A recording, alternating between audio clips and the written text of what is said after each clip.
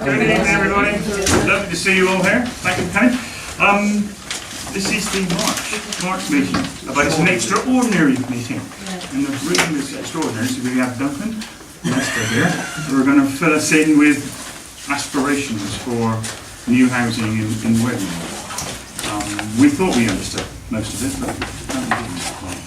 So this is a fact-finding exercise for all of us. I'll not be hissy. You know, if you've got questions that we haven't asked, I think provided it doesn't become a dialogue, then yeah, well, I think you guys are welcome to join in. Okay, but please do it through me, if that's the right expression. Yeah. Yeah. Oh yeah. And by the way, the meeting is being recorded. Okay.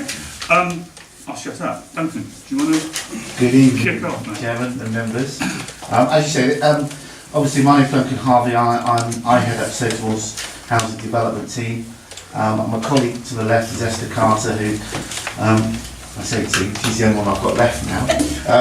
We are recruiting 2 new members of staff. But Esther is working on something that relates to Wedmore as we speak, so and I'll touch on that in a moment. I've come along tonight really, having spoken to your clerk, really for a couple of things. One, I want to give you an update in terms of cross farm, what the prospective developers talking to us about in terms of affordable housing, and I want to just touch on what we're doing in terms of a housing needs survey for the village.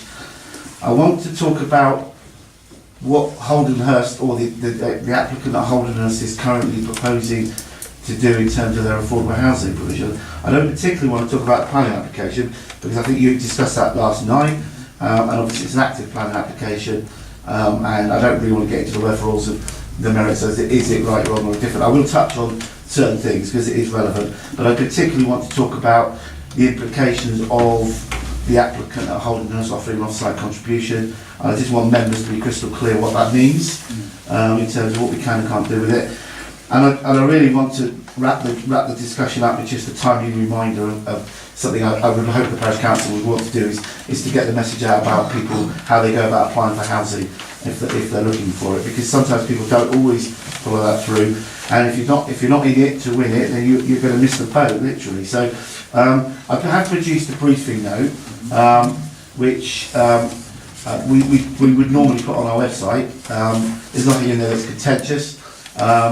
It's there for all of the public to see. It's 2 values. One, it's a public record to reaffirm what we've talked about, but it also we find it helpful with the parish councils. It's quite often parish councils get accused of we don't know what's going on, and actually we've had it in lots of villages, and actually we can point people to that website and say, well, that was what was discussed, and if you want to read it, and then pick it up from there. So I'm not going to go through this report line by line, but obviously. I just wanted to, I think you're all familiar with the changing world of the local plan. At the moment, Wedmore is classed as a key rural settlement, which effectively means you're getting infill development or by exception, an example being cross farm. Obviously, the emerging local plan places you in what they call Tier 2, well that's the proposal. There's a slightly different ramification for the Parish Council or for the parish, in the sense that rather than dealing with sites through an exception site, it's going to be more down to an allocation policy. Whether that comes out of your emerging neighbourhood plan and a combination of the local authority remains to be seen. But obviously, the neighbourhood plan would inform that debate quite a lot. You may or may not be aware that the local plan is currently being scrutinised by an inspector, and the inspector has recommended that we reinstate a P4 policy as well for Tier 2 settlements. So not only is there a possibility of an allocation process, but if there is still unmet need, having done the allocation process, the inspector is saying it's suggesting that there could be a P4 type policy available to parishes in the Tier 2. Whether that gets adopted remains to be seen. Can you remind us what P4 policy is, please? P4 policy is a planning policy which basically allows you to build housing outside of your settlement boundary, specifically to tackle a shortage of housing. Now that's typically affordable housing, but it doesn't necessarily have to be affordable housing. And it allows us to build, or it allows a developer to build market housing to fund the affordable, which is exactly what's happening or proposed at Cross Farm. So it's a P4 type policy. It will be subtly different. Now, if it gets adopted, fine. But what will happen is the revised local plan, after it's gone through the inquiry, the inspection process, will be coming out for a further consultation. So you as a parish council, the community, will have another opportunity to have a view and give a comment on it. I'm not going to say any more on that at the moment. In terms of Cross Farm, I will touch on that tonight. Obviously, the Reserve Matters application for Cross Farm went live today.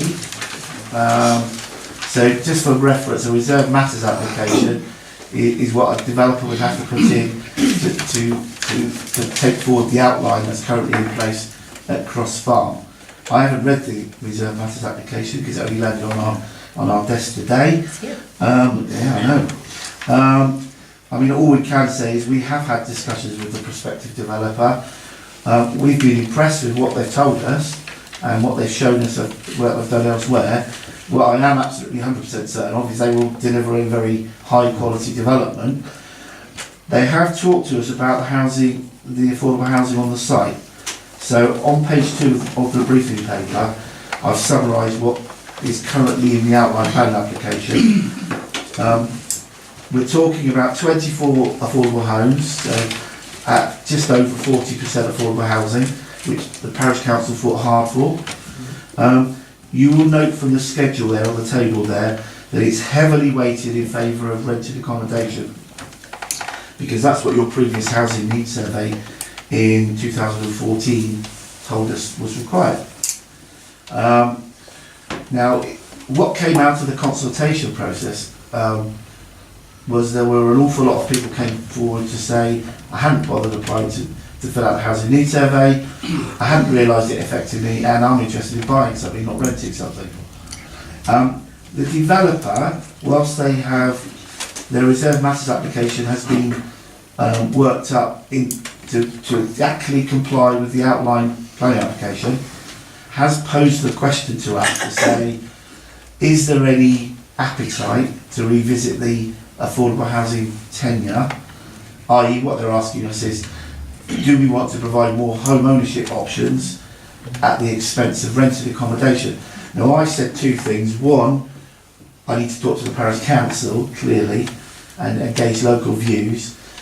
But what we're also doing is we are in the process of just updating your housing needs survey, because the previous one now is out of date, which I think will be useful in terms of helping you think about or responding to that inquiry. But I think it would also be very useful in terms of your thinking around about the neighbourhood plan, because I think it would inform that process as well. Can I just dive in there, mate? Absolutely. You say the survey. This is the survey done for the developer. No. This is the survey done for the developer at Cross Farm that has identified a change in tenure. No. I'll just take it back a bit.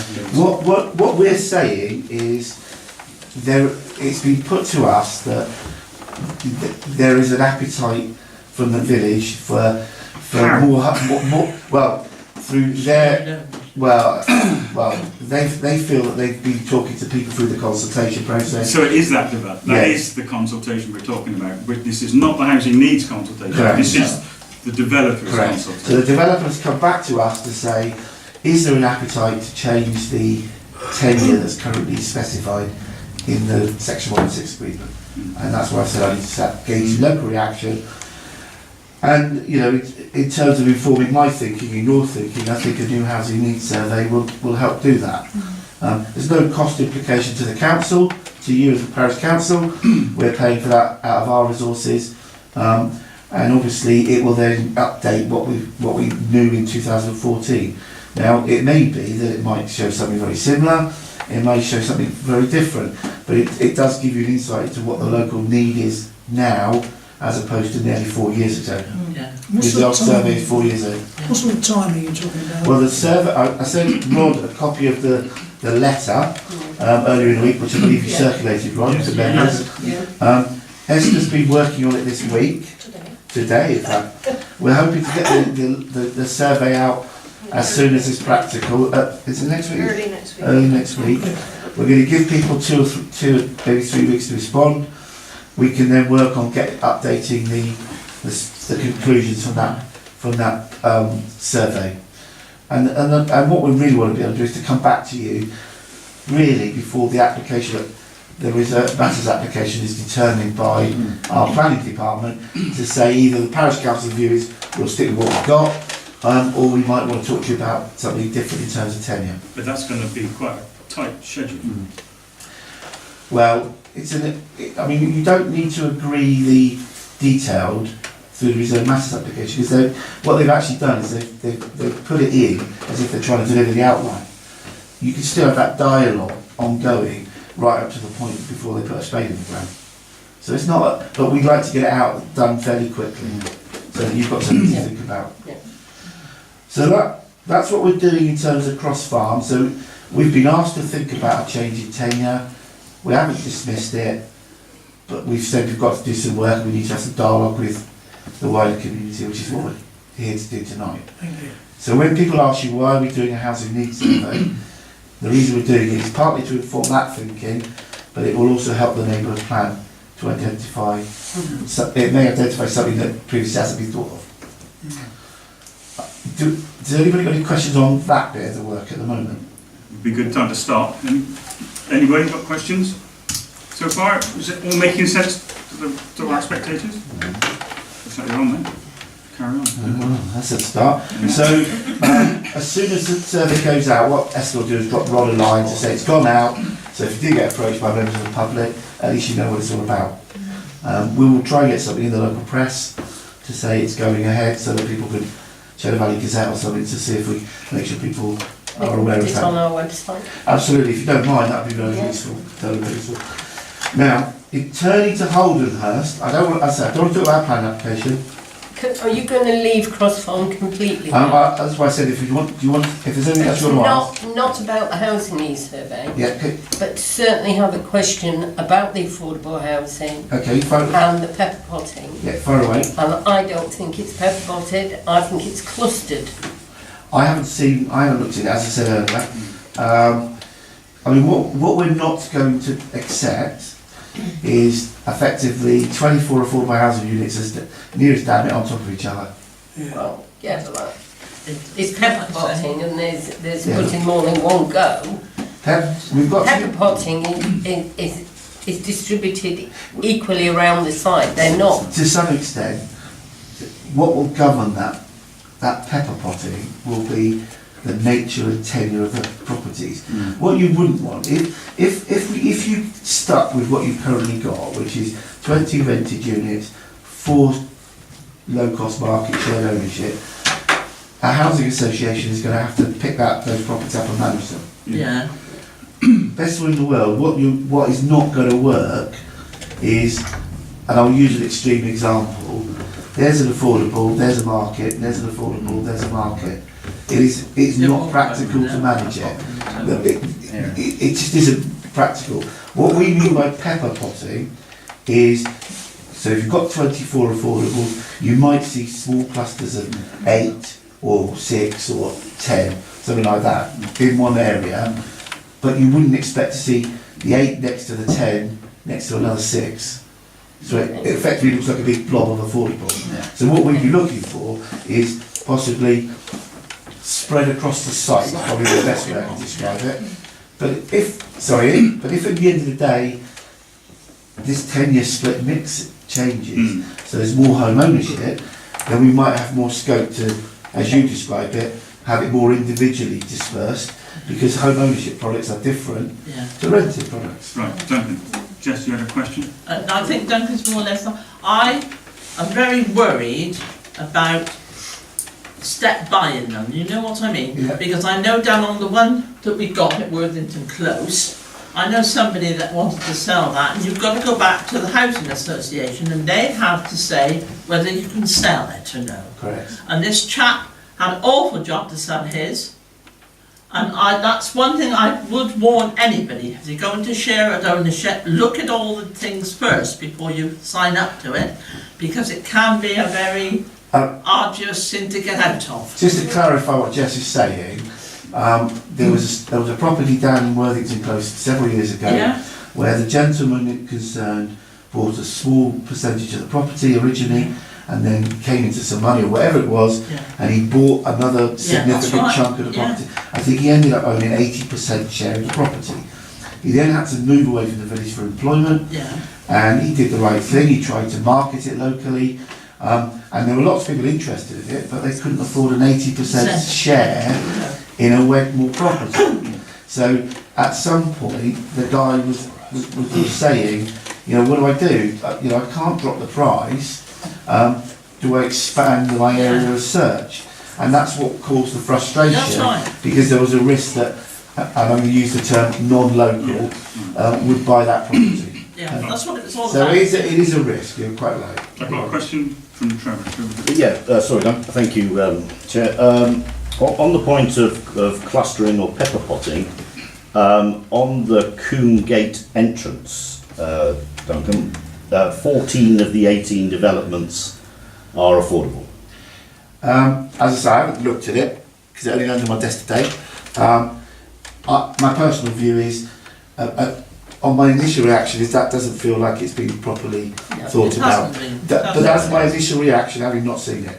And then on the other entrance, which is, I guess you'd call the Borough Mallow entrance, there's all 8. Yeah. And all of the bungalows, I think they're all 1-bed bungalows, they're all furthest away from the amenities. Yeah. And those properties you would think would be for the elderly and would need to be closer to the amenities. I've taken the point on board, and I need to look at it before I can, and I'm happy to come back to Rod and the chairman to give our thoughts before we formally comment if it helps. As I say, I haven't looked at it, and it would be remiss of me to say anything more at the moment. It's a strongly felt. And I think I've written it down, and Esther and I, when we look at it, when we read the application, it's something that we will give special consideration to. Right, okay. Last time. Yeah. Sorry, just a further. Last time for this time. I just wanted to find out what's driving the. I can see the use of having a housing needs survey, and I can see that some people may have rocked up at, you call it a consultation, but it was in fact information.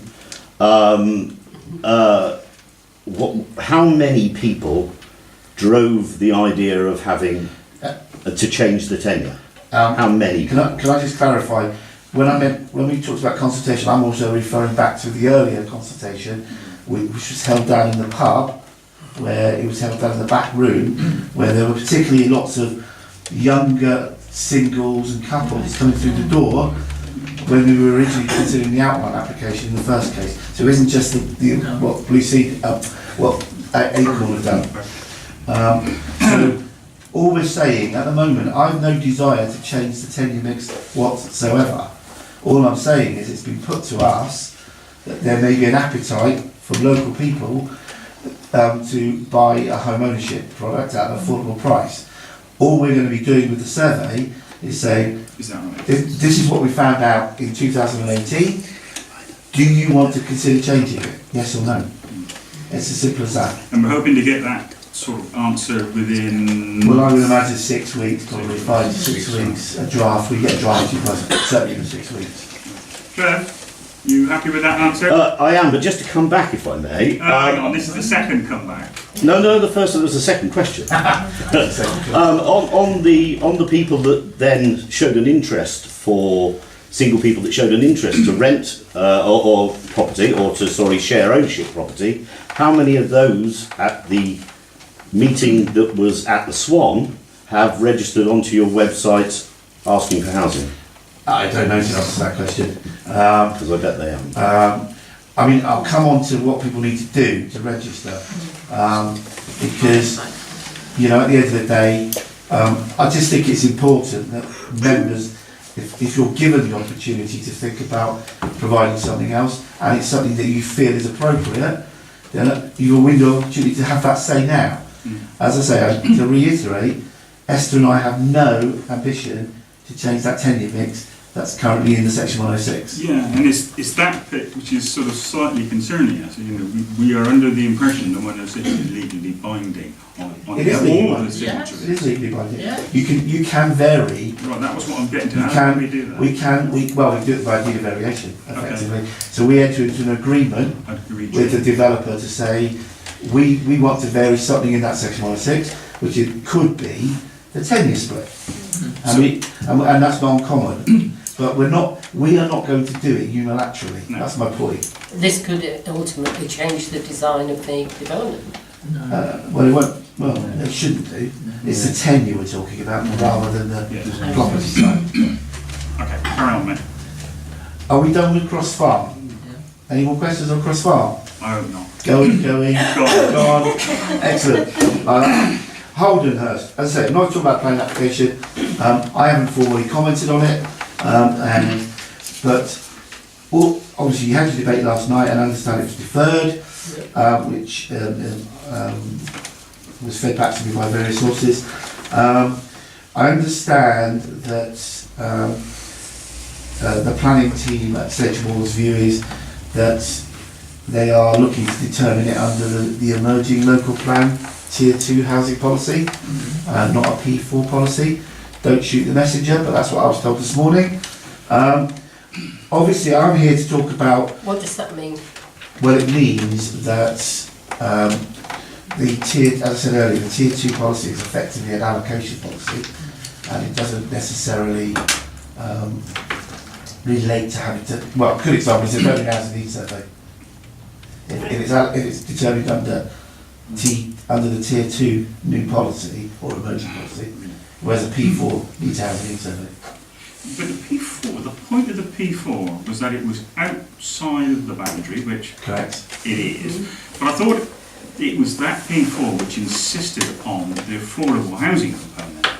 Well, there is the council has a generic affordable housing policy, which is nothing, which applies to any site over, well, in Wedmore's world, anything 11 or more. So we are allowed to extract affordable housing at a lesser rate. So it will be 30%, not 40%, as is the case with P4. But we're still entitled to extract affordable housing as a legitimate planning game on a scheme of that scale. So, but the issue is, as I say, if the planners do determine it under the emerging local plan, the Holdenhurst people don't need to have a housing needs survey, whereas the P4 scheme would require that. Now, I said don't shoot the messenger. But if we have a housing needs survey across farm, we've got a housing needs survey.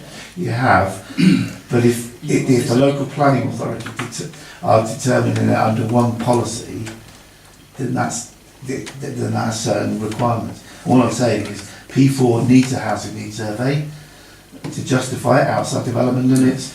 If they determine it under the emerging local plan policy, which effectively allocates sites, or the neighbouring plan would do the same, then they don't need it.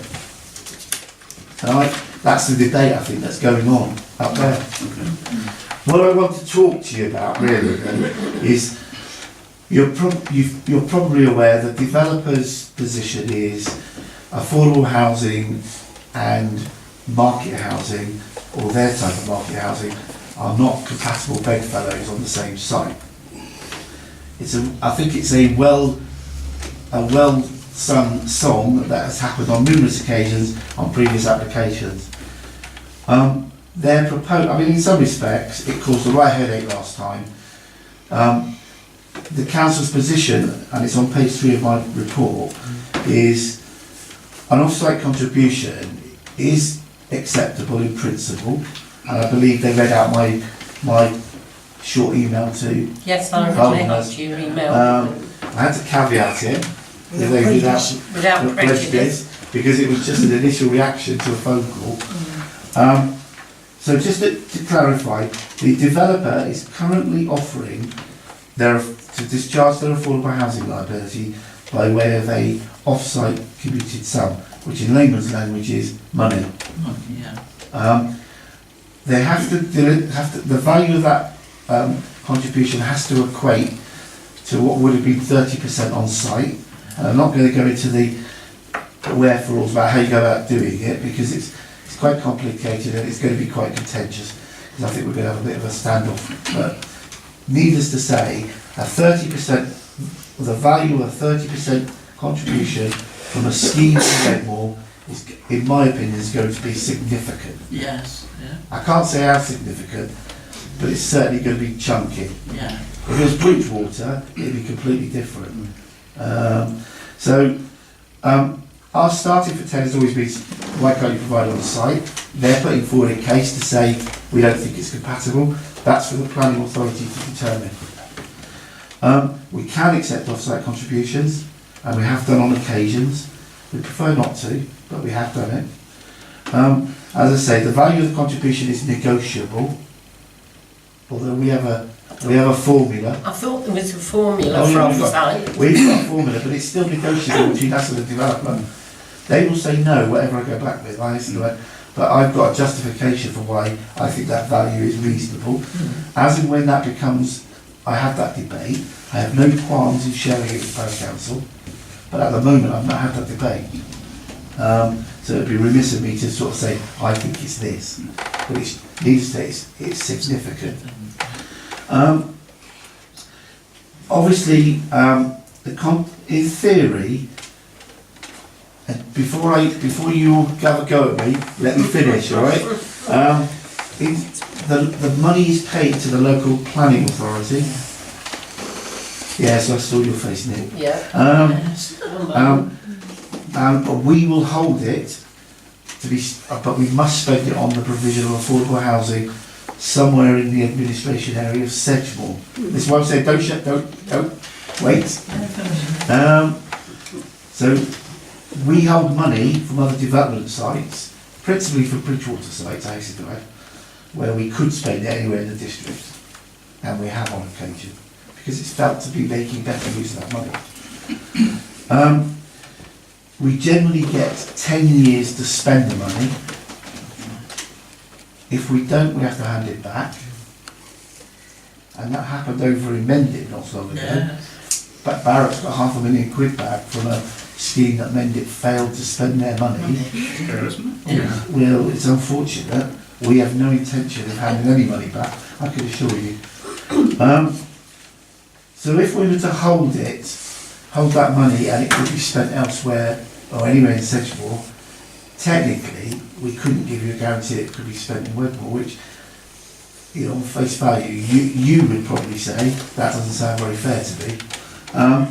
What you heard last night, I am quite prepared, and we as a council would be quite prepared to ring fence that money, that if it was to come off Holdenhurst, to be spent in Wedmore for a number of years.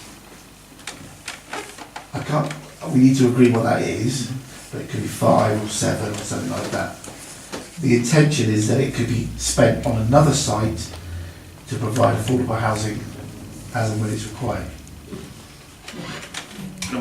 Sorry, bearing in mind other sites that we've got coming forward through enabled plan activities, Duncan, do you think there's going to be a need or even availability of land for more?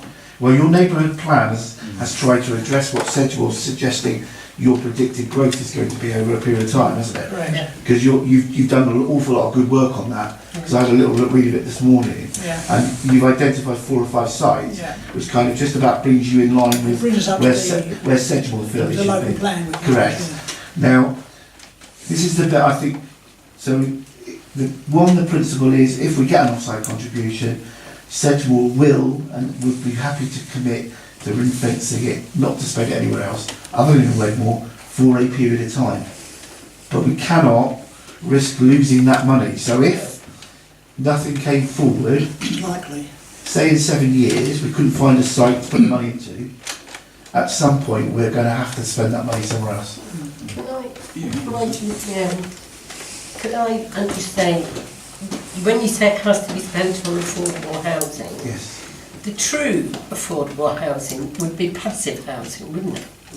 It would be housing built, affordable housing built, where the people who occupy it don't have energy bills of anything. Ideally, yeah. That's the ideal.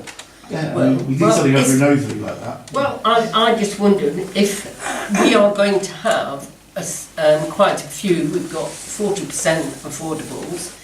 If the neighbourhood plan carries on, we will have 30% on the other sites. Yes. Can that money be used to increase the Or enhance the properties you're talking about. yeah, the Um, properties themselves, to make them That's it. more, make them passive? What you mean is up-spec it, Yeah, basically, is what you're saying. yeah. I mean, in theory, yes, you could do that. So the developer would... Because then they really are affordable. I mean, so you could say, we're going to spend, rather than provide more homes, is what you're suggesting, Yeah. you could use the money to say, well, okay, that's what we can secure for Zero planning carbon gain. homes. Yeah. If we want passive homes, Yeah. we'll use our money to provide that. Yeah. Well, in theory, you could do that. Well, wouldn't it be nice? Well, Wouldn't that be we've nice? just opened up 6 passive value houses in Overy, and the difference it's already making to those people's lives is Yeah. phenomenal. It is. Well, you it's think, the unbelievable. average affordable home, especially rental economy, tends to be to a minimum spec Yeah. that you then get away So- with.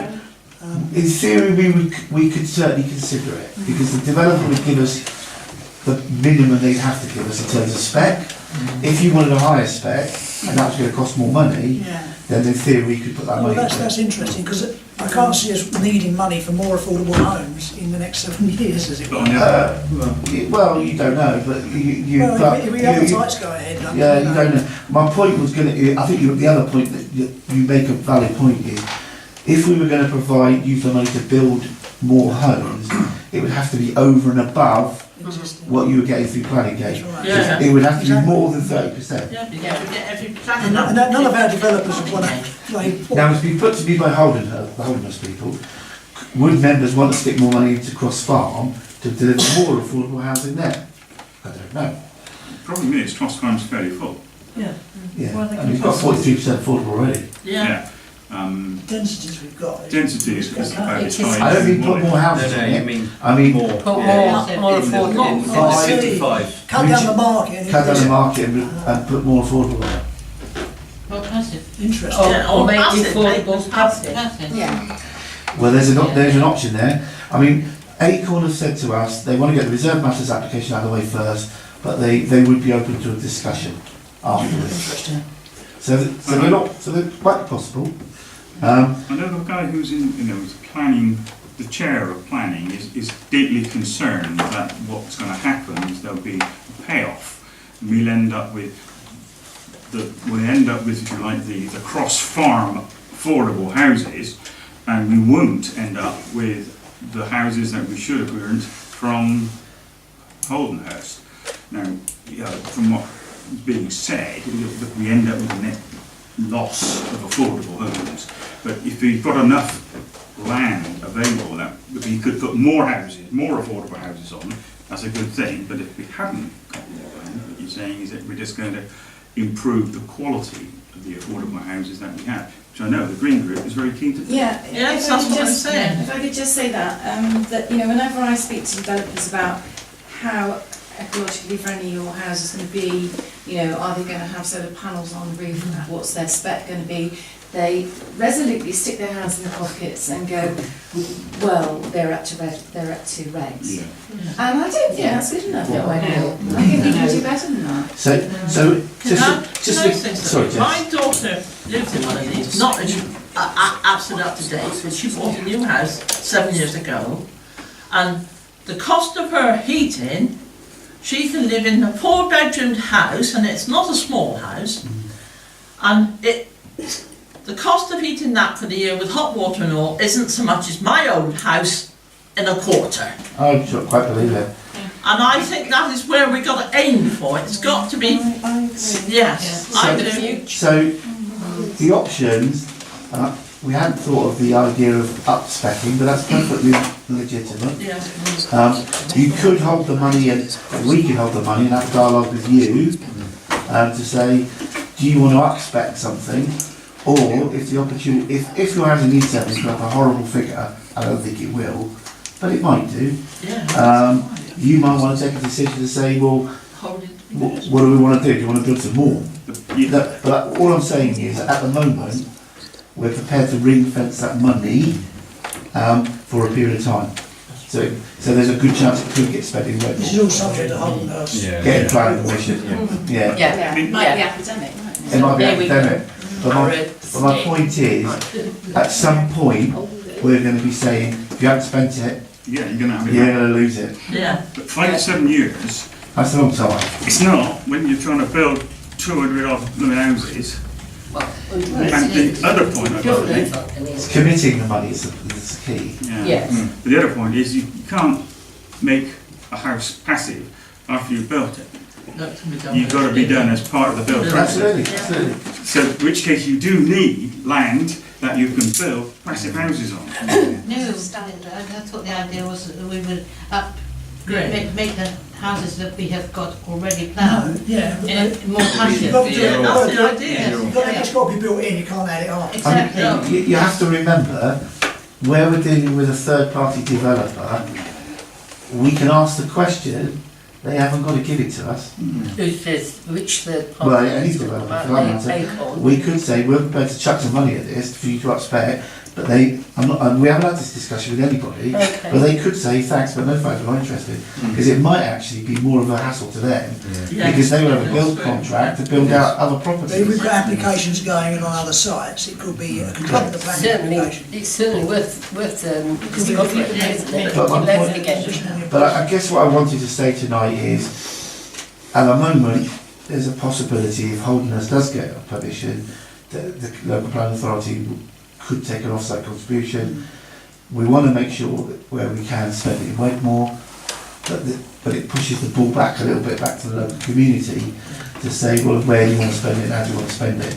All I'm saying is we can ring fence it for a period, but if we feel you're not making, or we aren't making the progress that everybody would hope, at some point we're going to have to make a decision to take it and spend it somewhere else. Because we're not giving it back. Make no bones about it. Well, I mean, if someone else develops and, you know, Wedmore is then in the position to have its passive houses or whatever, can we have their money? If they take ours? I mean, don't get me wrong, we're getting community signs from other sites, and it wouldn't be on a bit of mad to say, well, we'll transfer it to the village, because we've done that in other places. As long as it comes back. Yeah, I mean, all I'm saying is, we're not in a rush to spend it somewhere else. That's my point. But we could spend it very easily, I would have thought. Well, On all the houses that we're putting up, 115 houses or whatever it is. Very easy to spend that on that one. Can I ask, the housing association that's going to run the ones, could they not ask the builders to improve their speculations? well, it would probably be a two-pronged attack. It would probably be us and the housing association. That's what I mean, because they've got to look after the needs of the tenants. Yeah, it depends. I mean, we don't know who the housing association is yet. No. I suspect it comes down to money for the developer. Crudely, we'd like to think it'd be a bit more scientific than that, but I doubt it. So, I mean, obviously, all our main partners who Acorn will be talking to have a commitment to provide affordable housing, both in the terms of what you pay in terms of rent or mortgage or shared ownership, or but also to make it as cheap for people to run as well. Yeah, that's what I mean. Because what we want is for people to, and that's what we mean by affordable housing, not just the rent. So over Overy is a good example. I mean, the figures aren't exactly right. A typical 3-bedroom house over there would cost about 1,300 quid to run in terms of heating and hot water. They've done an estimate, I think it's about 150 quid a year. That's a massive saving. I mean, it's unbelievable. Massive That's why that makes it truly affordable. Not affordable at the moment. See, we're starting to run out. Okay, So, so you've got a question for Sylvia? Duncan, have we got any successful community land trust operator within Sedgemoor? well, we had one going over at Mark, which you're probably aware of. Yeah, that's not done. Well, they are. I mean, it was one of the things when Polly and I, Councillor Costello and I were talking about land trust and what have you. It could well be that you could use the land the money to secure a parcel of land on which a community land trust could then look to develop out. That would be a legitimate use of the money. Now, a community land trust puts the owners back to the community as it sounds. Now, where it failed over in Mark was simply that the Land Trust went off at a real good pace and they were making fantastic progress. They chose a site, that's where it started unravelling, and then what happened is it got very personal, I think it was the polite way to put it, and several members of the CLT decided that's enough for that. I've got to live in this village, can't be putting up with it, and it kind of unravelled. Now, you could, I mean, you know landowners, you could say, we've got X amount of money, could we buy a bit of land, put it aside for a future affordable housing project if you need it. Bear in mind, we'd be putting a requirement on it saying, you're buying it for the sole purpose of releasing it for affordable housing at some point in the future. Yeah. So in theory, you could do that. I mean, the advantages I see with a community land trust, we as a community manager, assuming we've got the resources to do it, we manage it, we decide who live in the properties, so it's for local families first and foremost, and we take it off of the right to buy register. Correct. So it's always available at a cheap. I mean, if members wanted to know about community land trust, we could certainly run another session and talk you through it, because there are variations on a theme. I think our big challenge is finding volunteers to actually run the trust. And I think that is the major challenge, because it is hard work. Every CLT you ever go talk to, doesn't matter how successful it is, will tell you it's hard work. Because, it's a big responsibility. Massive, but it has so many benefits, because, I mean, even the CLT over at Mark, what they were going to do is, they were going to effectively lease the land to a housing association who were going to manage it under the CLT's rules and regs, and they were going to charge them a ground rent. So there was an income coming back into the community, and you can spend it all you want. Shame. It is a shame, but we live to fight another day. So if that's something you want to look at, we can explore that. We did talk about it. We did talk about it, and you were going to come back to it later on in the year. Yeah. And it's always these later ons which are starting to worry me. We've got 5 to 7 years, and we need to get land, we need to have passive houses built from the bottom up, not stitched in. 5 to 7 years feels like a pretty short period of time to me. Now, people assuring me that I can have Cheddar's money to... Now, what I'm saying is, we will work with the Parish Council and the Neighbourhood Planning Group. If a site is coming forward, then our opportunity arises, we have that opportunity. What I'm saying is, if for whatever reason Cross Farm and, let's say, Holderness gets planning permission, they're the only schemes that come forward in the next 5, 6, 7 years, then you're not going to get our money, we're going to spend it somewhere else. So there is a bit of pressure on to identify where you're going to spend that money. Now, it's not for me to say where that goes, but what I'm saying to you is, it's there sat there for you to use. You've got to identify the opportunity to do that. We can work with you to do it, but we need to follow your lead, to be blunt with you. I think the neighbourhood one would give, it's already looking in that direction. All right, we've got to a resting point. Now can we sort of move on again now? I think so. Has anybody got any other questions about the off-site contribution and the possible use of it? I think it's a good idea for that. Thank you. It'd be quite useful to debate that, in my mind. Very. Right, the only other thing I wanted to talk about is, and it's really more of a process, was I think we do need, collectively, looking at everybody now, we do need to get the message out to local people that if they have an ambition or feel they wish to be considered for the affordables at Cross Farm, we need to get them in the system. Don't leave it until they're built. I thought we'd done this. You'll be surprised, Mr. Chairman.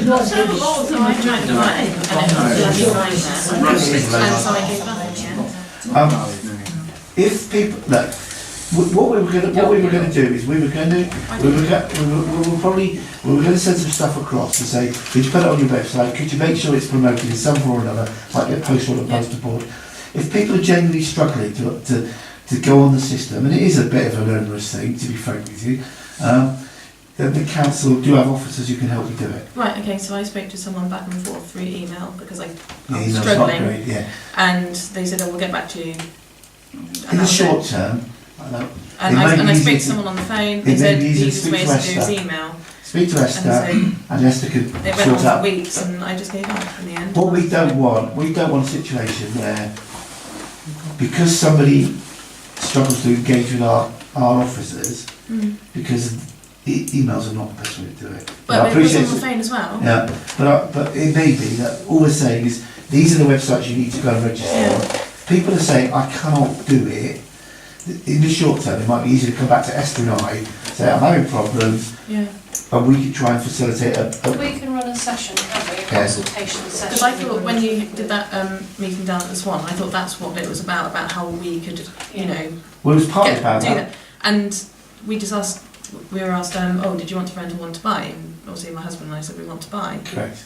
And they said, right, okay, so if you go onto the website and you can do it that way. So we tried doing that, and it was just met with if like members want us to raised run up another after raised up, session, we couldn't get on. we're happy to come to the hall, and we're happy to sit in the hall for some hours, and all we got to do really is just to help people through the process. But this is something, So it's just Wi-Fi. I didn't be something that would come Yeah, up. we've got Wi-Fi in the village, Oh, we've got Wi-Fi here. We don't mind bringing our laptops along and helping people do it here and there. Just do it in there. Yeah. So if that's what you want to do, we can liaise with Rod and agree a date and a time, and all we need to do is publicise it. Say, look, if you've got any interest, come along to this event.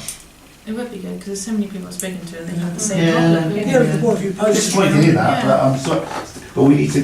What I don't want is a situation where somebody misses out because of something we could have avoided. Yeah.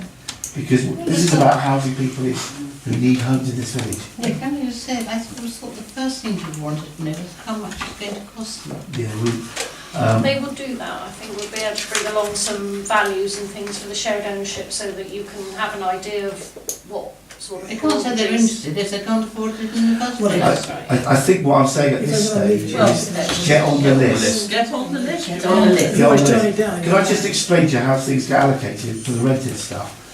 You need to be on the list to start with, and I've written it on the bottom of this thing here.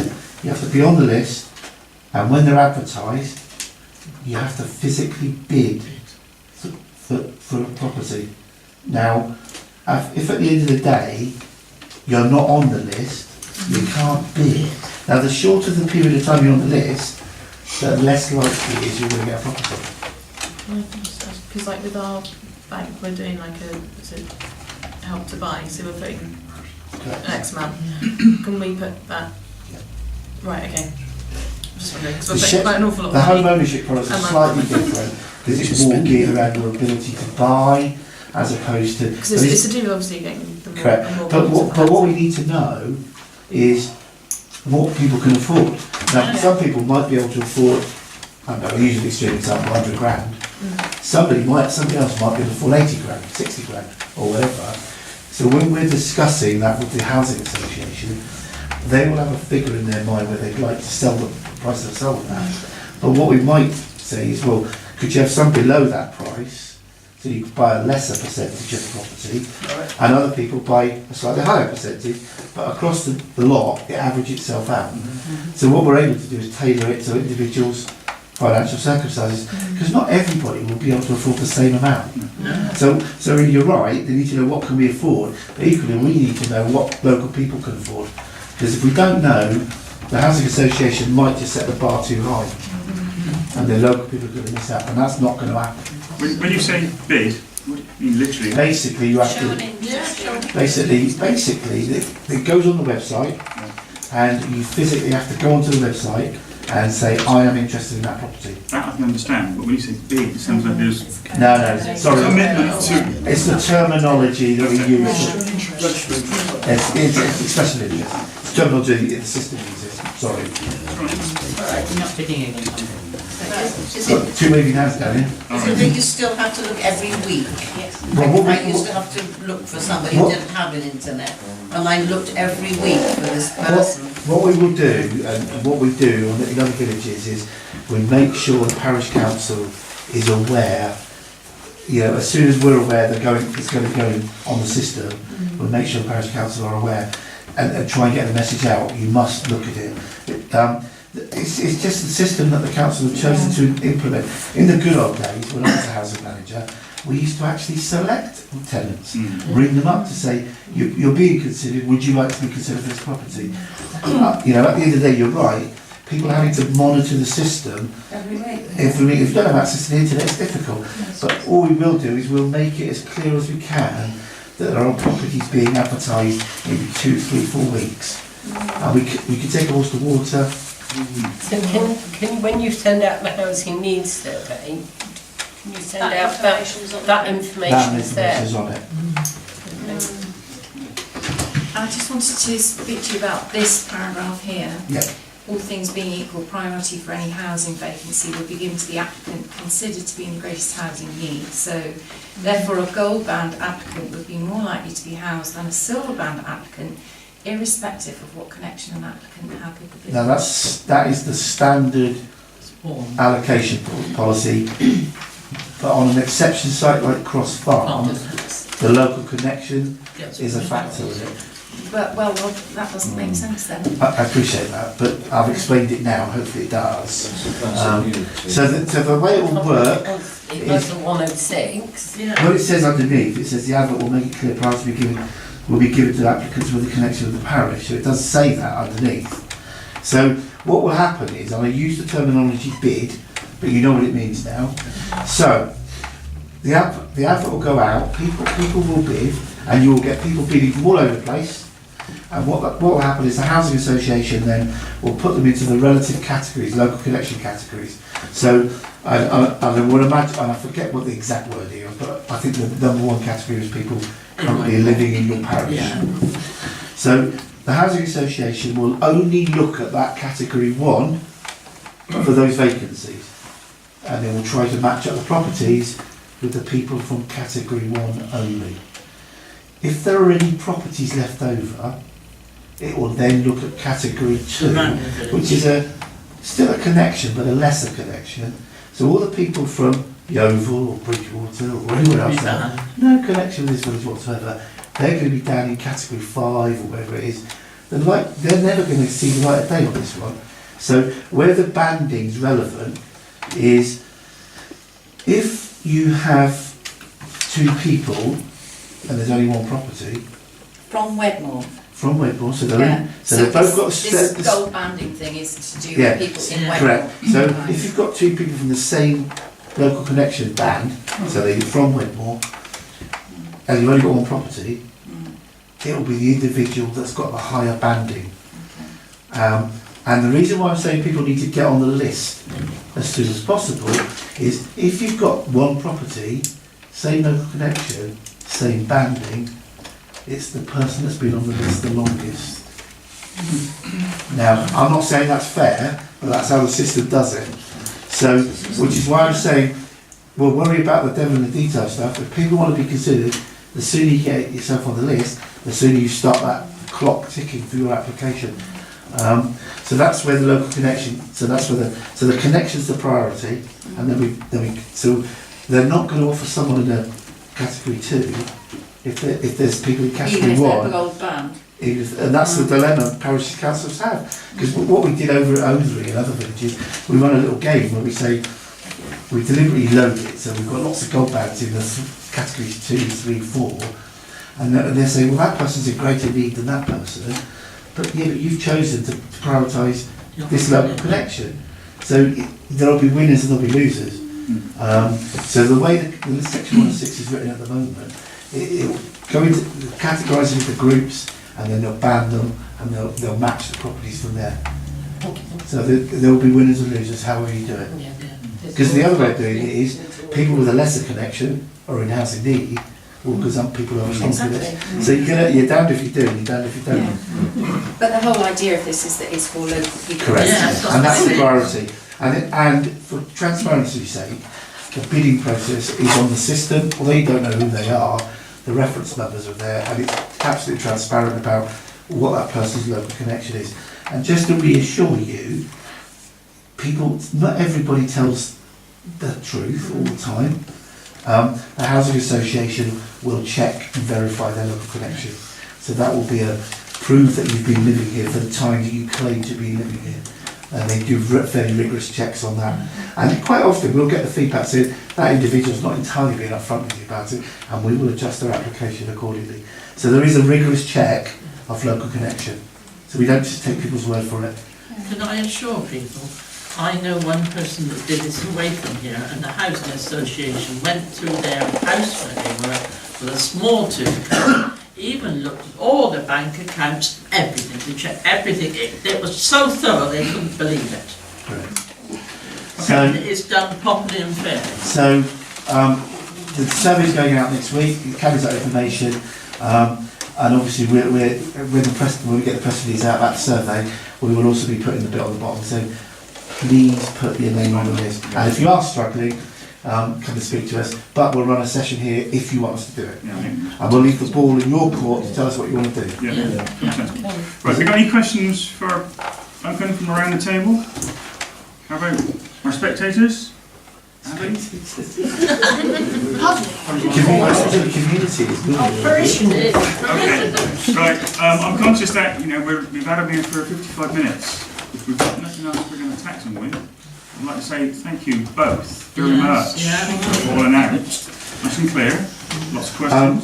In terms of communication, obviously we're in communication with Polly, and Polly is up to speed. Two reasons she's up to speed. One is she's your ward member, clearly, but she's also comes to lots of our housing meetings now, and she knows exactly what's going on.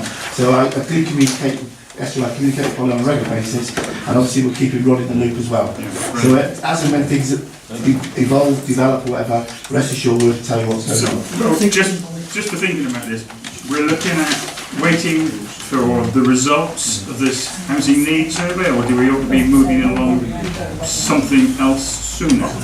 I mean, the survey is simply, wait for the survey, because the question we're being asked, and we're asking you, is do you want to change what you've already agreed? Now, I don't think you can do that until you've got the survey back. No. I don't think you can do that. But on this business I mentioned about the clustering, and there being 14 of the 24 in one place, in a very small place, which is on this map, which you can have a look at. You know, when you go back. When can you address? I mean, I can raise it through my formal comments. Would you? Ultimately, it's for the planning department to determine the application. I can raise concerns, so I can raise concerns about lack of pepper potting or issues around that, and I often do, much to my planning colleagues' frustration. But we've got to get it right. I mean, you've got over half of the affordables in one area. Correct. And until I've looked at it, I can't comment. But yes, I will comment on the clustering as part of the planning response, because you're. And I can do that. And anyway. you can do that, and everybody else can do that. From my original outline comments, I made a point to say the units must be indistinguishable in appearance to the market housing, and they must be well integrated with the market housing. That's what I said when we did the outline application, and I have no reason to go back on that. So I don't think that's integrated. Okay, thank you very much. Thank you, everybody. Meeting's over. Right.